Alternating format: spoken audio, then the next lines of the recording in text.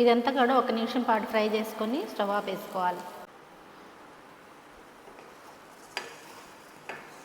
చుక్కకూర పాలకూర ఇగురు అయితే రెడీ అయిపోయింది. హాయ్ అండి, welcome back to our channel. ఈరోజు వీడియోలో నేను బెండకాయ ఫ్రై ఈజీగా ఎలా చేసుకోవాలో చూపించబోతున్నాను. దాంతోపాటు ఆకుకూర ఇగురు కూడా, పాలకూర చుక్కకూర ఫ్రై ఇగురు చేసుకొని చూపించబోతున్నాను. సింపుల్గా చేసుకోవచ్చు, ఇంట్లో ఉన్న వాటితోనే చేసుకోవచ్చు చక్కగా, చాలా టేస్టీగా ఉంటాయి కూడా. మరి ప్రాసెస్లోకి వెళ్ళిపోదాం. ఒకే టైంలో 2 కూరలు ప్రిపేర్ చేసుకుంటున్నాను నేను. బెండకాయ ఫ్రై ఒకటి, ఆకుకూర ఒకటి. ఒక పాన్లో నూనె వేసుకున్నాను. నూనె వేసి ఉల్లిపాయ ముక్కలు వేసుకుంటున్నాను. బెండకాయ ఫ్రైలోకి పచ్చిశనగపప్పు వేసుకుంటున్నాను. కొంచెం తాలింపు కాకుండా పచ్చిశనగపప్పు వేసుకోవాలి. కొద్దిగా జీరా వేసుకోవాలి.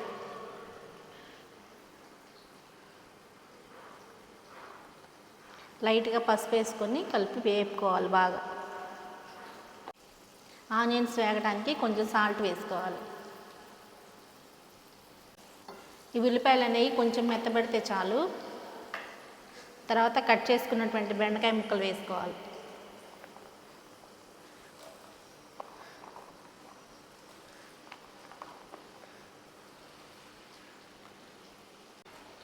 ఇది మీడియం ఫ్లేమ్లో ఉంచి వేయించుకోవాలి, మూత పెట్టకుండానే. ఇది ఇప్పుడు పక్కదాని మీదకి షిఫ్ట్ చేసుకోవాలి.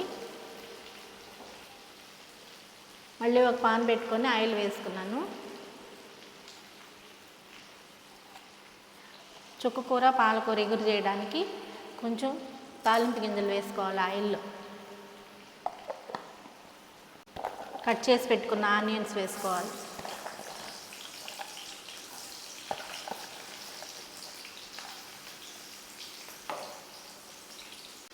కొద్దిగా పసుపు వేసుకోవాలి.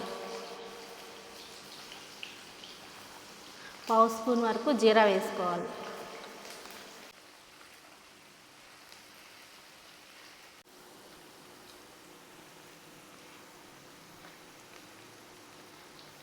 ఎండుమిర్చి కూడా వేసి ఒకసారి కలుపుకోవాలి.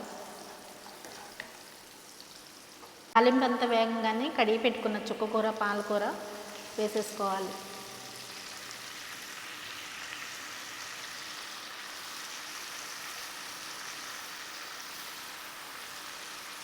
పాలకూరని ఏదైనా ఆకుకూరని కట్ చేసుకునేటప్పుడు దాంట్లో గడ్డి కానీ పిచ్చి ఆకులు కానీ ఉంటాయి. అవన్నీ తీసేసుకొని నీట్గా కట్ చేసుకొని 2-3 సార్లు కడిగేసుకోవాలి.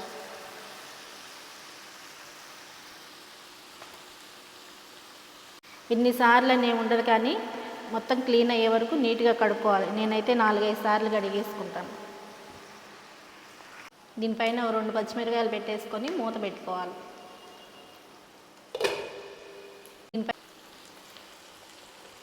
బెండకాయ ఫ్రైని కూడా ఒకసారి మధ్య మధ్యలో కదిలించుకోవాలి.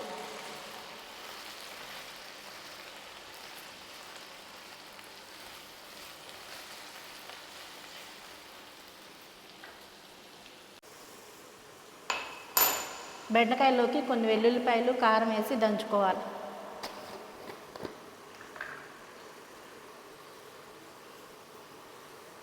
కూరకి ఎంత కారం వేస్తామో చూసుకొని దాన్ని బట్టి వేసుకోవాలి.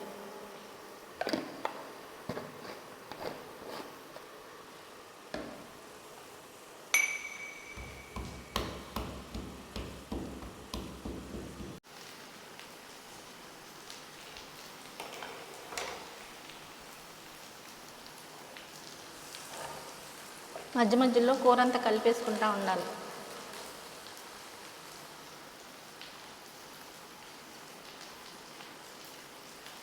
ఇలా కలుపుకోవడం వల్ల మెత్తగా ఉడికిపోతుంది అంతా కూడా.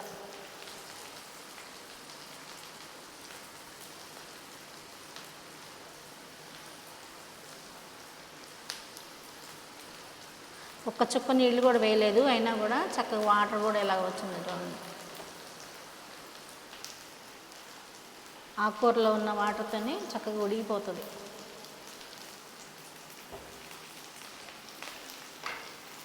మళ్ళీ మూత పెట్టుకొని ఒక 5 నిమిషాలు ఉడికించుకోవాలి.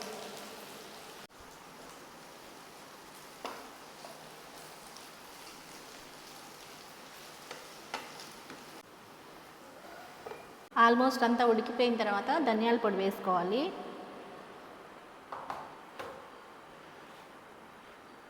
ఇప్పుడు ఆకుకూరకు సరిపడినటువంటి సాల్ట్ వేసుకోవాలి.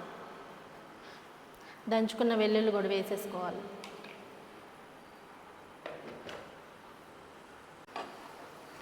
ఇదంతా బాగా కలిపేసుకొని ఒక 2 నిమిషాల పాటు ఉడికించుకోవాలి.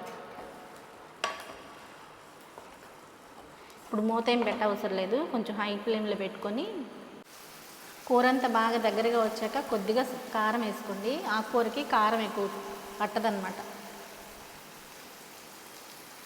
ఒక గుప్పెడు నిండుగా కొత్తిమీర వేసుకోవాలి.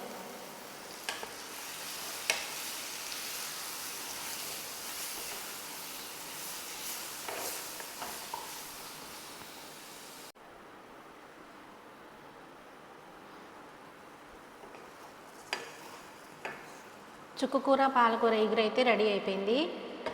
ఇంకా దీన్ని పక్కన పెట్టేసుకుందాం.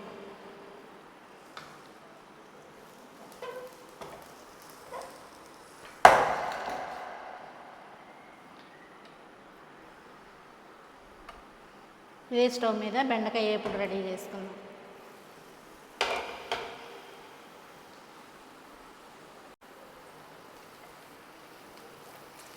బెండకాయలు కూడా మంచిగా సాఫ్ట్గా అయిపోయినాయి.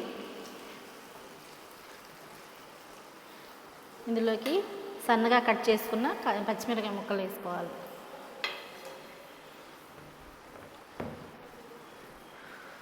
ఫ్రైకి సరిపోయిన ఉప్పు వేసుకోవాలి. 1 స్పూన్ వరకు ధనియాల పొడి వేసుకోవాలి.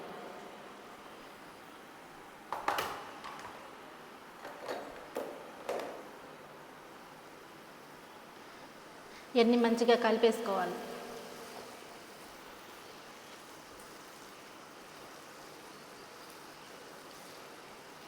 ఈ ప్రాసెస్ అంతా హై ఫ్లేమ్లో పెట్టుకుని చేసుకుంటే త్వరగా అయిపోద్ది.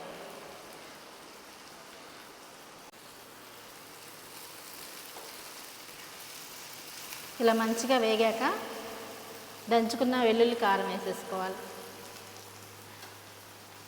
దీంతోపాటు కొత్తిమీర కూడా వేసుకోవాలి.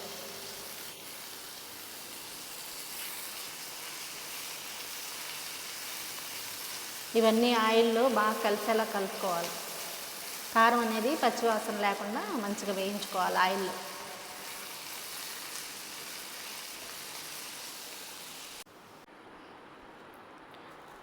ఈ ఆకుకూరను కూడా సర్వింగ్ బౌల్లో తీసేసుకోవాలి.